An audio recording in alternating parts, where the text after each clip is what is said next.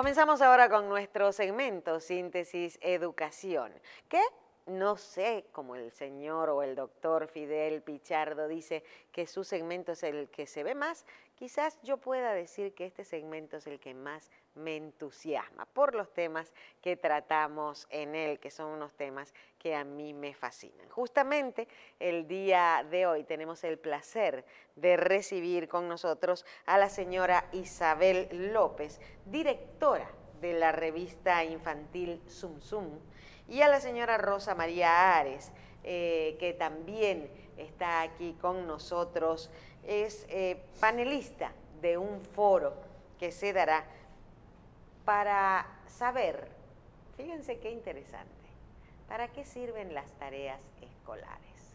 Eso es un tema que no creo que nos alcance ni un día ni dos, pero hoy vamos a tocarlos con ellas. Bienvenidas, ¿cómo están ustedes, señoras?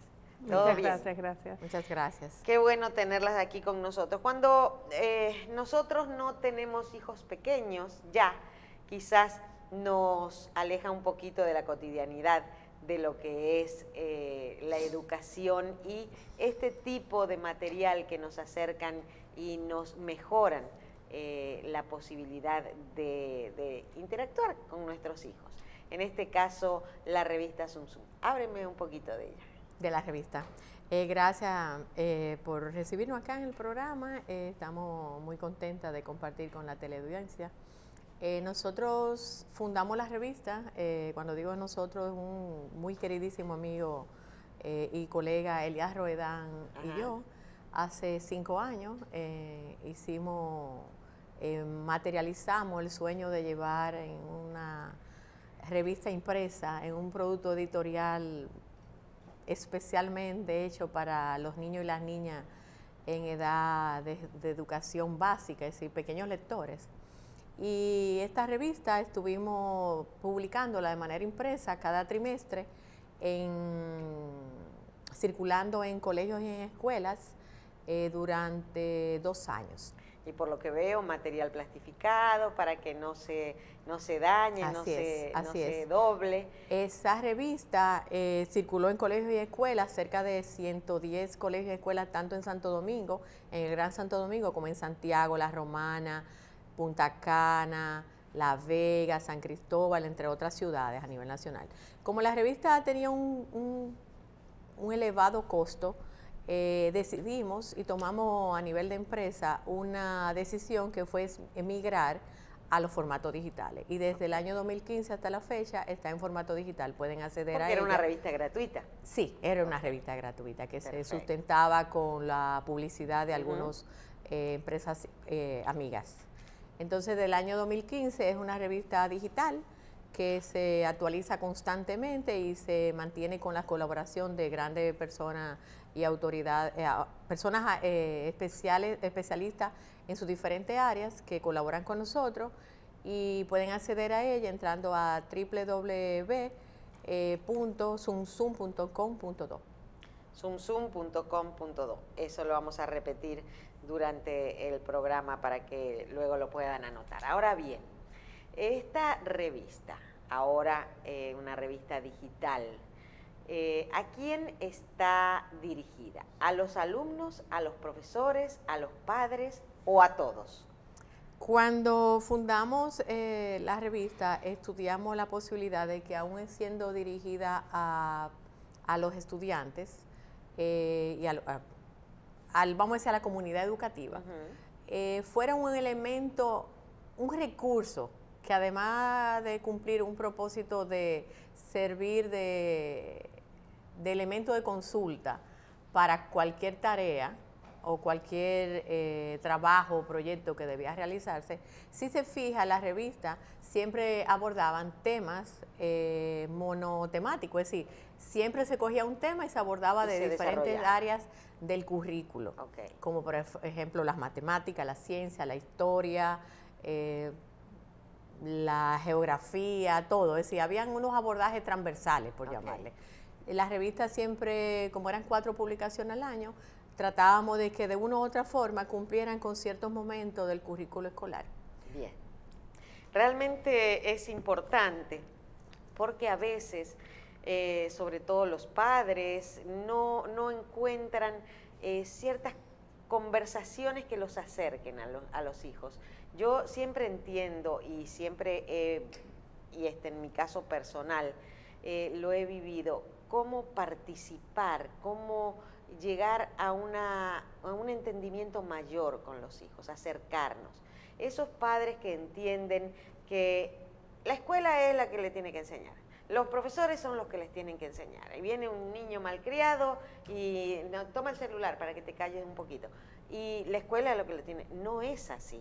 Y si nosotros abordamos un tema justamente como la matemática, como las ciencias, y nosotros tenemos la posibilidad de leer un poquito de qué es lo que se le está enseñando en los currículos a los niños, y podemos sacar el tema. ¿Y qué te dijo la profesora? ¿Y qué hay de esto? ¿Y cómo llegaron a esta conclusión? ¿O qué te están enseñando? Eso nos acerca más a los niños, ¿verdad?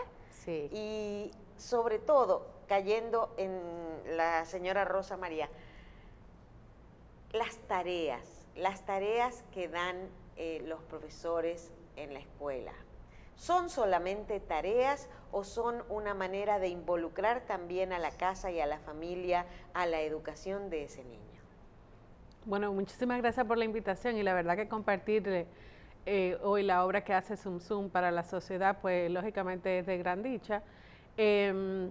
Mira, yo entiendo que el tema de las tareas lógicamente ahora mismo está muy en debate, y la verdad es que a lo largo de la historia se han visto momentos donde la tarea como recurso se ha cuestionado, dependiendo ya de la situación sociopolítica del país. Y bueno, pues volvemos otra vez a este debate en este momento. Y la verdad es que dependiendo del propósito que tú le des a la tarea y evidentemente de la edad que el niño tenga. Exacto.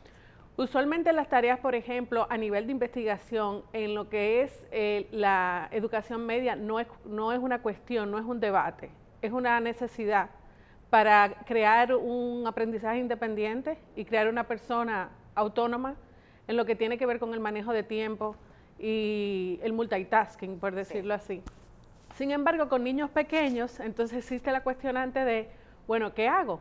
¿Lo pongo a invertir tiempo después del colegio para que continúe haciendo el aprendizaje o cómo lo hago? Y lo que se ha visto en realidad que funciona es la parte de involucrar, que la tarea sea una parte que involucre a la familia en el proceso de estimulación y de aprendizaje, de herramientas de aprendizaje, de aprender a aprender. Aprender a aprender.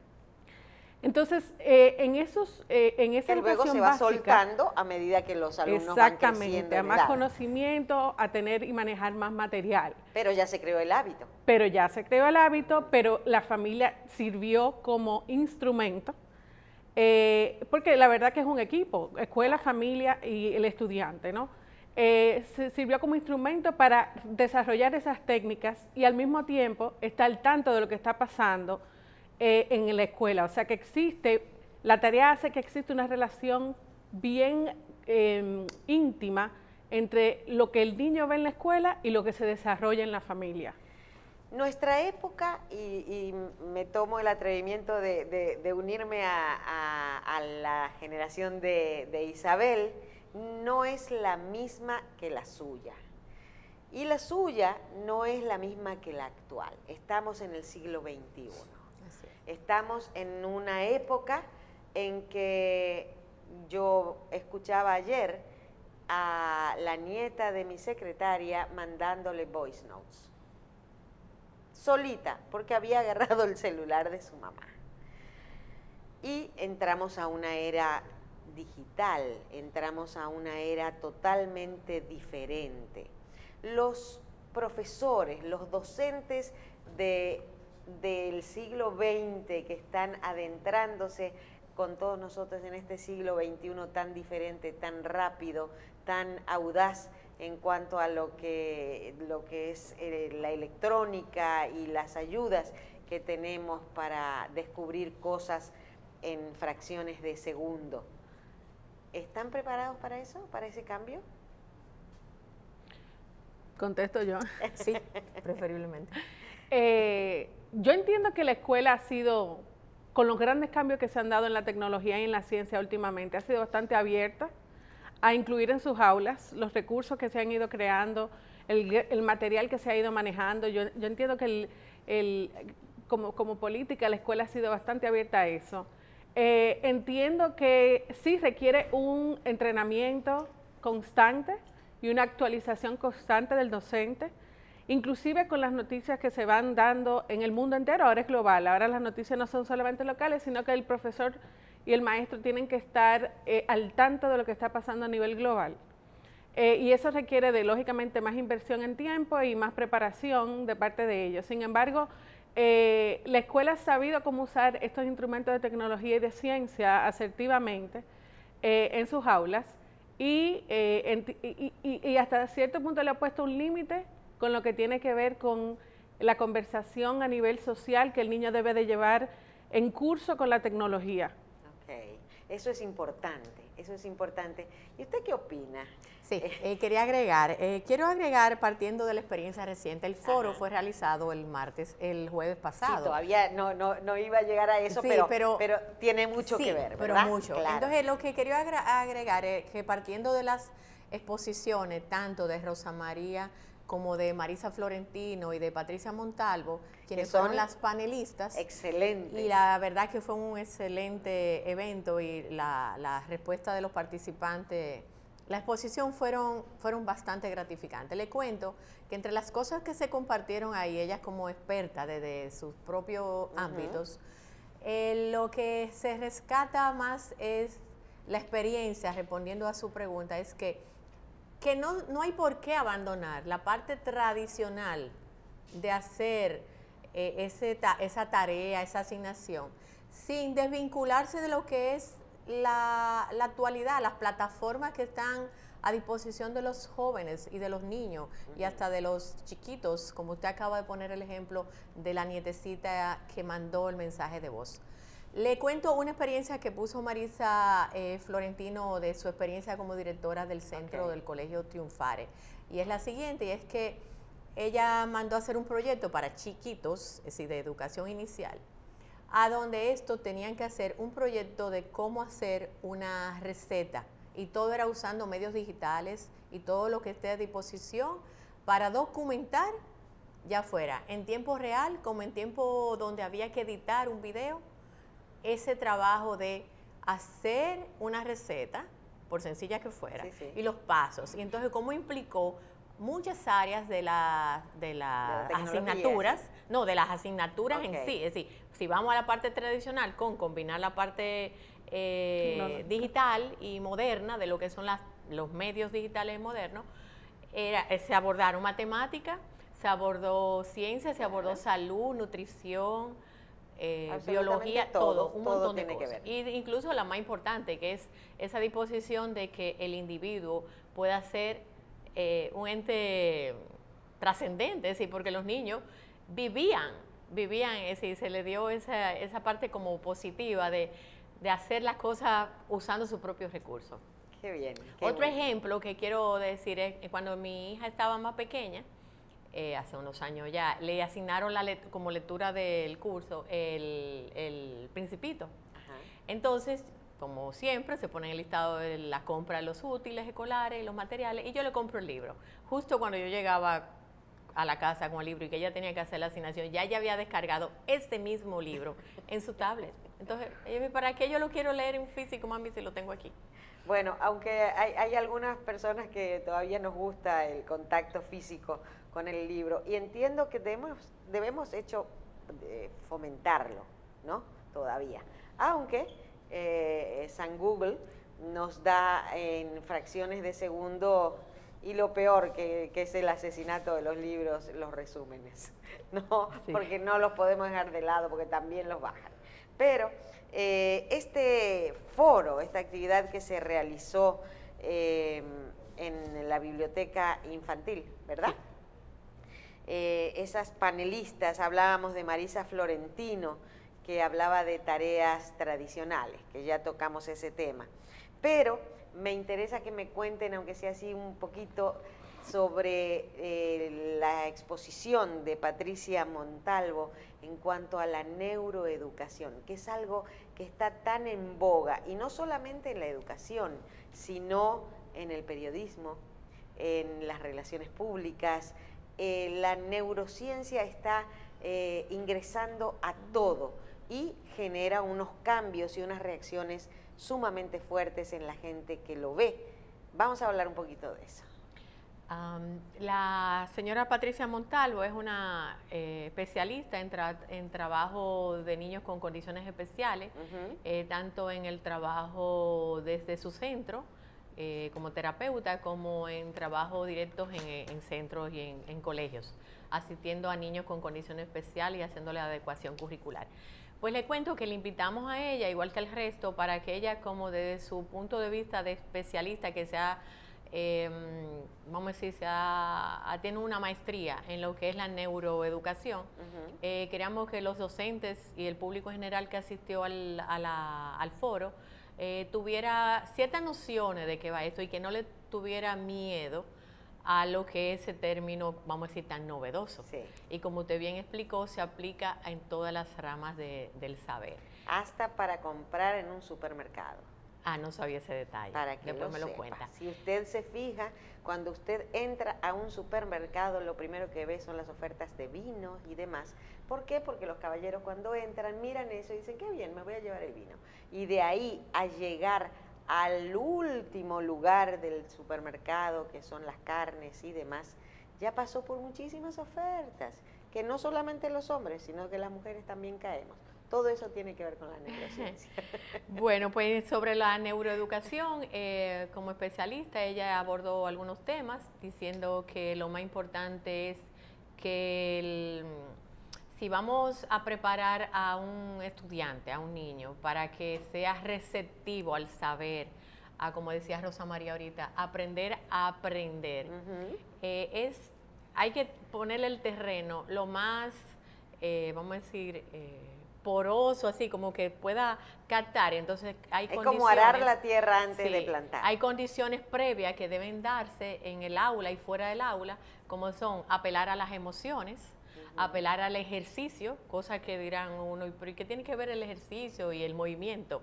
Y es que un niño no puede estar más de 45 minutos, no, eso es demasiado. De 15 en 15 hay que hacer unas interacciones. ¿Cómo va cayendo la capacidad de atención? Y más si son pequeñitos.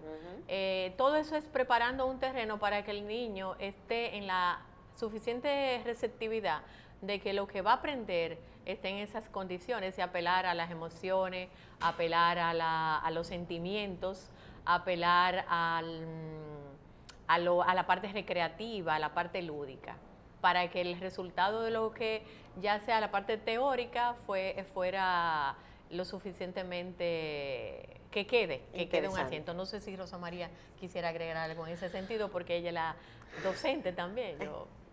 No, mira, en realidad la verdad es que yo encuentro que con el avance de la neurociencia es donde pues los paradigmas de educación se han visto un poquito rezagados. Porque ya ahora se estudia al niño como tal, en comportamiento, en emocionalidad. Ya se nota por el avance de la tecnología que los conocimientos no necesariamente son lo que estamos buscando, sino que la educación debe cambiar un poco más a las herramientas que te llevan a ser una persona autosuficiente en el conocimiento. Entonces, claro, la neuroeducación lo que viene es a llenar el hecho de cómo el individuo debe de estar compuesto para que pueda llevar a cabo diferentes tareas. Y el hecho, por ejemplo, de respetar el desarrollo humano como tal y comenzar... Los tiempos personales. Así es, o sea, respetar el desarrollo sensoriomotor del niño, respetar la parte emocional del niño, respetar cómo el niño va subiendo, por decirlo así, cada nivel y respetando ese tiempo, para que pueda desarrollar esas herramientas necesarias de acceder a conocimiento y de tener autocontrol, regulación, el poder hacer tareas simultáneas y llegar entonces a lo que sería la parte del desarrollo académico, cognitivo y el conocimiento per se. Bien, interesantísimo. Yo me quedaría horas. No quiero dejar de nombrar a Mechi Hernández. Mechi Hernández, que compartió en este fórum que ustedes realizaron algo importantísimo, que es la formación de formadores o crear multiplicadores, ¿no?, de la educación. Y ya para ir cerrando lo que ustedes nos vinieron a contar de este fórum, háblenme un poquito sobre lo que presentó Mechi Hernández en ese foro. Disculpa que la señora Mechi Hernández, una maestra de maestros de generaciones, no pudo asistir al foro. Okay. Ella tuvo una situación personal que se disculpó y ha hecho el compromiso con nosotros de estar con nosotros con el mismo tema el año próximo. Okay. Igual Infodosu, que es el Instituto de Formación Superior Salomé Ureña, que es que ella representaba y nos dio apoyo para este foro, igual se comprometió con nosotros a apoyarnos el año próximo con ese tema, porque entendemos que si no formamos docentes para el mañana con un concepto de lo que es las técnicas nuevas, es decir, eso mismo, respetar ese asunto de lo que es lo tradicional con lo moderno. Y que hay un tema que sí ella lo habló con nosotros antes, previo a organizar el foro, es el tema de la tarea invertida, que es un asunto novedoso en el aula, pero ya eso será el año próximo que le contaremos. Qué interesante. Realmente, entonces, este quinto foro sobre comprensión lectora, qué importante eso. Yo hay veces que hasta me enojo, por no decir otra cosa, cuando escucho adultos, presentadores, no presentadores, pero sí locutores de radio o comunicadores leyendo como niños de quinto grado, esos niños que no saben leer y que no entienden lo que están leyendo. Qué importante es el hacer hincapié en la comprensión lectora, desde el aprestamiento para la lectoescritura hasta mucho después, el ver que se está entendiendo lo que se lee, qué importante, porque de ahí depende en gran parte la educación y el desarrollo cognitivo de ese alumno, ¿verdad? Así es. Y de ese adulto. Así es. Y de esas personas que van a escuchar a alguien leyendo. Hay muchos adultos que llegan a cargos que cuando se dan cuenta que tienen que dar un discurso, tienen como que hacer un reaprendizaje, a volver a la base, porque se dan cuenta que lo que leen no comunica. Y eso es importante. Aunque nos vamos de la escuela en ese sentido, pero si en la escuela esos muchachos hubieran tenido una comprensión lectora o una lectura con comprensión, hubiera sido diferente. Y la verdad que hay que agregar que a veces uno le da la impresión que con el avance de la tecnología se lee menos porque uno no tiene un libro físico ya. Sin embargo, la capacidad de lectura en un día es mucha más. Claro. En cuanto a tiempo que lo que uno hacía antes. Lo que se ha visto restringido es la comunicación cara a cara. Ajá. Y ahora usualmente lo que tú estás es leyendo, inclusive mensajes y esas cosas, ¿no? Hay mucho soporte auditivo ahora mismo también que ayudan con los libros, sin embargo, la lectura sigue siendo una habilidad de independencia del ser humano y de crecimiento del ser humano, y por eso, lógicamente, crecimiento comunitario, lógicamente, crecimiento del país.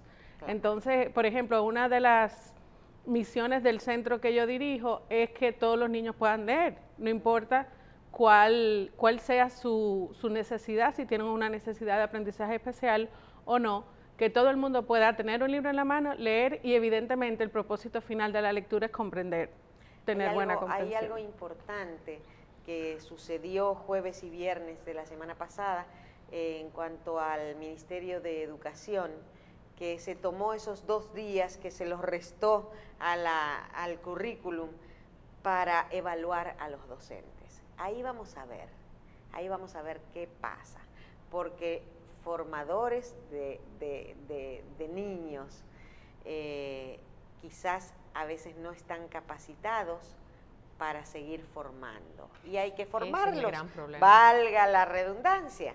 Entonces, ese trabajo y esa preocupación del ministro de Educación yo la veo buena y válida, porque si ya que tenemos la infraestructura, hemos aumentado tanto en cantidad de aulas, de pupitres, de pizarrones, ahora tenemos que llenar esos espacios físicos con calidad.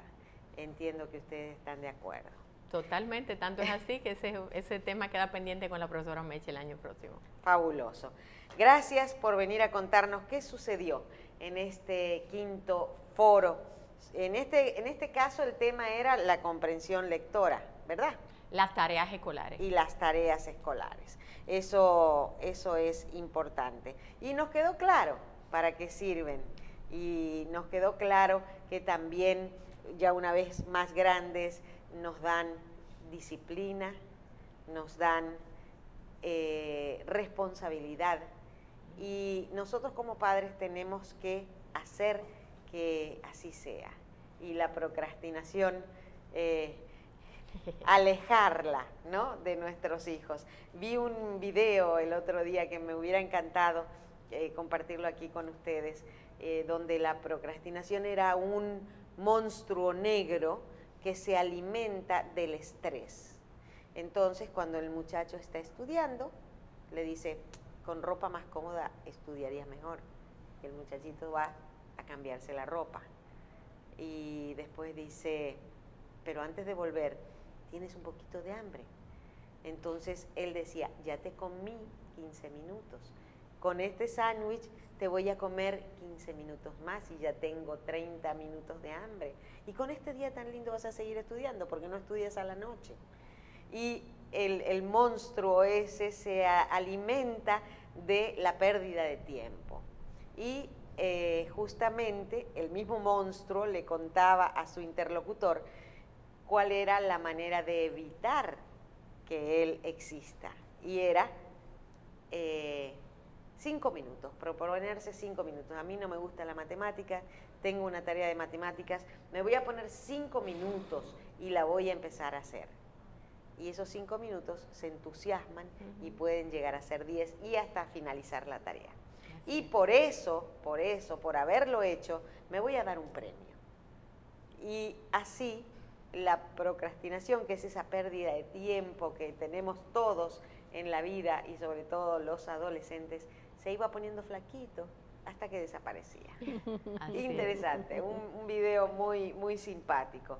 Pero bueno, muchísimas gracias por haber estado con nosotros y sobre todo por formar formadores, que eso es lo que nosotros necesitamos para que nuestra educación tenga ese reflote y ese éxito, que estoy segura que con poco tiempo y mucho esfuerzo lo vamos a lograr.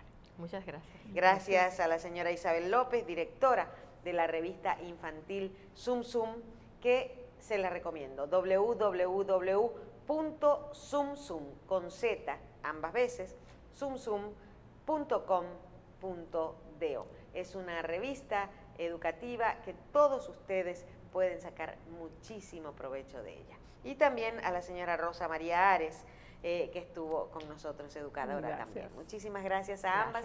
Y a ustedes los despido hasta mañana, si Dios lo permite, aquí en Síntesis y en Síntesis de Educación, el próximo miércoles.